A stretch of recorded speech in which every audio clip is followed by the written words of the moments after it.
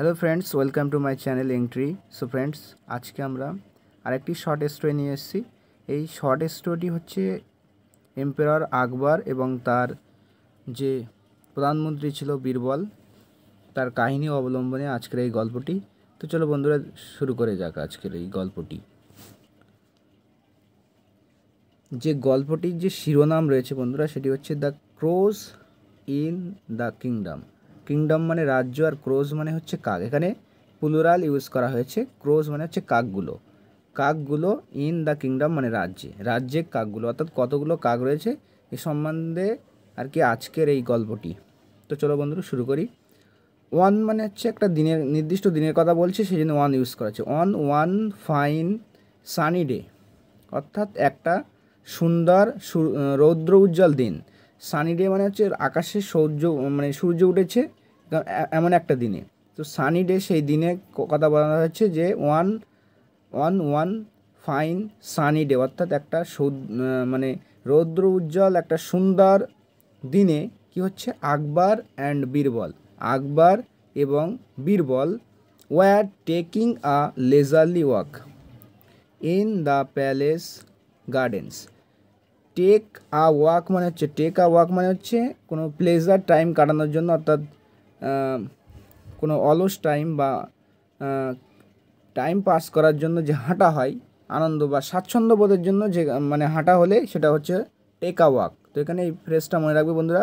Take a walk মানে হচ্ছে স্বাচ্ছন্দ্যের জন্য কোনো জায়গায় হাঁটে। যেমন রাজারা যে প্যালেসের গার্ডেনে যে হাঁটে, ঘোরাঘুরি করে, সেটাকে বলা হচ্ছে টেক আ ওয়াক। তো Akbar and Birbal were taking a leisurely walk, অর্থাৎ হাঁটছিল টাইম পাস করার জন্য, একটা অলসভাবে হাঁটছিল। কোথায়? ইন দ্য প্যালেস গার্ডেন, অর্থাৎ যে প্রাসাদের যে গার্ডেন রয়েছে, বাগান রয়েছে, সেই বাগানে কী করছিল, হাঁটছিল। আর কি হলো, সাডেনলি হঠাৎ, Akbar thought of testing Birbal's wits by asking him a tricky question. Suddenly হঠাৎ আকবর কী করলো, thought of testing Birbal's wits মানে হচ্ছে বুদ্ধি। তো বীরবলের বুদ্ধি পরীক্ষা করার কথা ভাবলো Akbar, by asking him a tricky question, তাকে একটা জিজ্ঞাসা করে। ট্রিকি কোশ্চেন মানে হচ্ছে কৌশলপূর্ণ একটা প্রশ্ন, tricky question.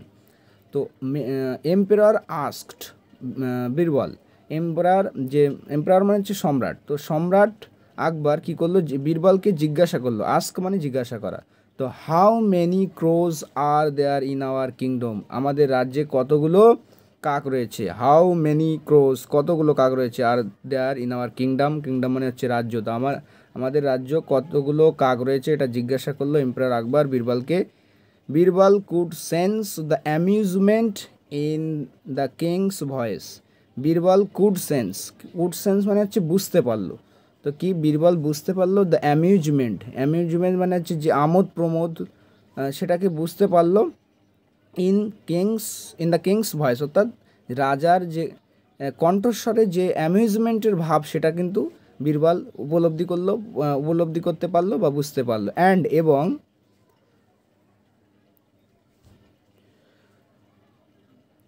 Within a few minutes, within মানে মধ্যে, তো কয়েক মিনিটের মধ্যে, উইদিন আ ফিউ মিনিটস কয়েক মিনিটের মধ্যে বীরবল রিপ্লাইড, বীরবল কী করলো, উত্তর দিয়েছিল।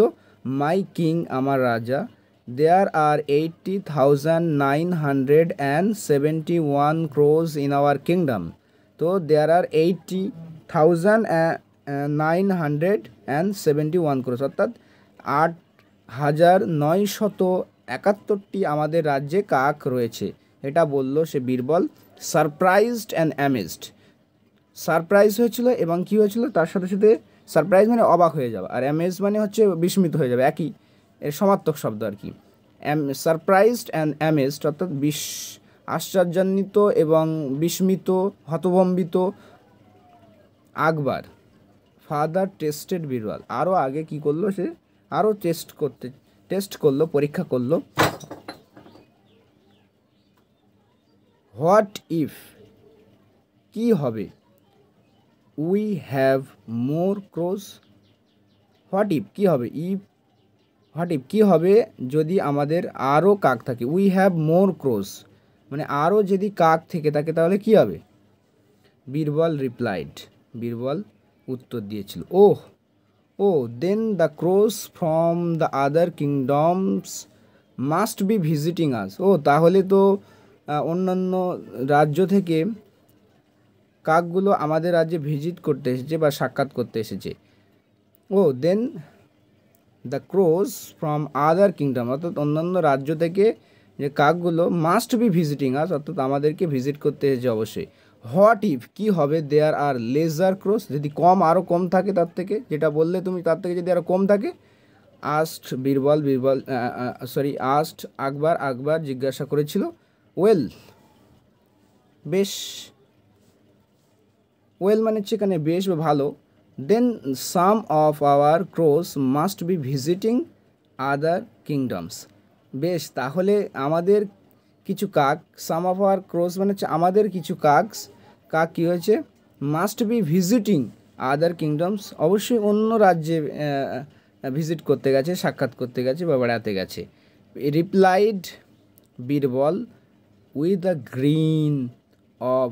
গ্রিন অফ হিজ ফেস, এটার উত্তর দিয়েছিল বীরবল উইথ আ গ্রিন মানে হচ্ছে যে হাসি, একটা মুখে তার উপরে হাসির ভাব ছিল। With a green of on his face মানে তার মুখে একটা হাসির ভাব নিয়ে সে এই উত্তরটা দিয়েছিল। Akbar smiled at Birbal's great sense of humour and wit, অর্থাৎ আকবর হাসি দিয়েছিল, মুচকি হেসেছিল কার প্রতি, বীরবলের যে গ্রেট এই সেন্স অফ হিউমার মানে হচ্ছে কারোর যে হাসার ক্ষমতা থাকে সেটাকে বলছে, হাসানোর ক্ষমতা থাকাকে বলছে সেন্স অফ হিউমার। যে হাসানোর এই যে ক্ষমতা ছিল তার প্রতি, এই যে গ্রেট সেন্স অফ হিউমার তার প্রতি আকবর স্মাইল করলো, অ্যান্ড উইট, এবং তার যে বুদ্ধি তার প্রতিও।